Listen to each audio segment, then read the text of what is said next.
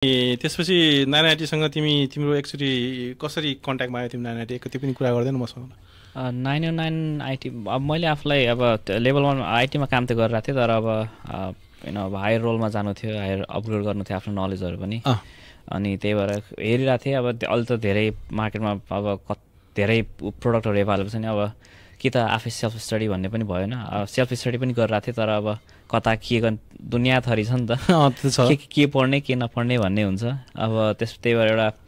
guided course जस्तो पनि खोजिरहेको थिएँ मैले अनि अब रिसर्च गरिरहेको थिएँ लिङ्क्डइनमा पनि धेरै त्यस्तो प्रोडक्टहरू छन् युडेमीमा छ युट्युबमा छ तर एउटा बाटो देखाइदिने त्यस्तो खोजिरहेको थिएँ अनि साथीहरूसँग पनि कुराकानी हुन्थ्यो तिनीहरूले पनि कोर्स अब अरूहरूसँग कोर्स गरिरहेको थिएँ तिनीहरू कस्तो भइरहेछ के भइरहेछ अब धेरै जसो चाहिँ अब अहिले चाहिँ अब त्यही जब रेडी भनेर हुन्छ नि त अब जब त पाइसकेको थिएँ जब गरि नै रहेको थिएँ 1 सालदेखि तर अब आफूलाई त अपग्रेड गरेर अर्को नयाँ रोल हायर रोल्समा जानु थियो नि त तिमीलाई किन लाग्यो कि त्यो अपग्रेड हुनुपर्छ आफूलाई अपग्रेड हुनुपर्छ जस्तै तिमी त काम त गरिरहेको थियौ होइन 6 महिना 8 महिना काम गरिरहेको थियो आइटीमै काम गरिरहेको थियो प्राउड त थियो होला नि त होइन आफूले पढाइ अनुसार काम पाइरहेको छ भनेर एक्कासी अपग्रेड हुनुपर्छ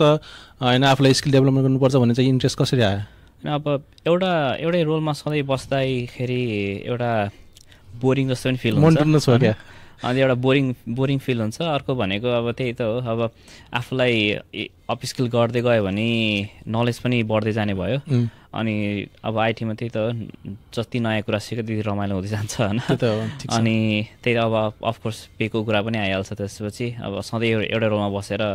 केही सिकिन्न पनि अब त्यही एउटा कुरा सधैँभरिलाई हुन्छ नि त